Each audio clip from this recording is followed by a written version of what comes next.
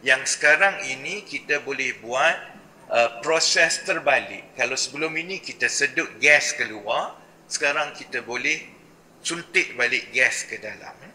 Dan ini akan menjadi hasil kepada kerajaan, ini akan memperkukuhkan ekonomi negara, dan kepada rakyat sebenarnya dia akan mewujudkan peluang pekerjaan dan kerancakan ekonomi, dan juga membantu negara sebenarnya untuk menangani masalah perubahan iklim.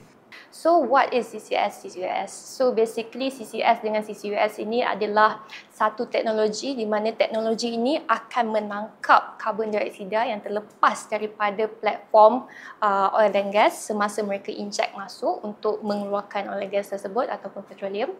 And then gas ini bila ditangkap sebelum masuk ke atmosfera akan disimpan ke dalam sebuah storage, dan storage ini kemudiannya akan dimasukkan ke dalam underground dan disimpan selama-lamanya.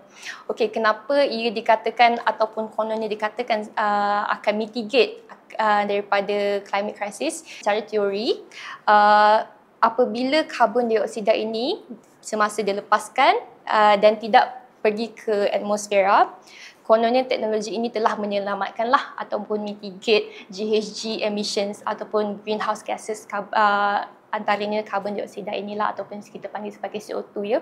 So bila CO2 dah simpan tidak dirilis, makanya kita telah selamatkan climate change kononnya lah. Tapi sebenarnya secara global apabila projek-projek CCUS ni telah diimplement di seluruh dunia, terdapat banyak kritikan ataupun banyak masalah dan isu yang telah dilaporkan atau orang telah buat research kajian, dan ada banyak kegagalan dalam projek melampaui projek-projek yang berjaya.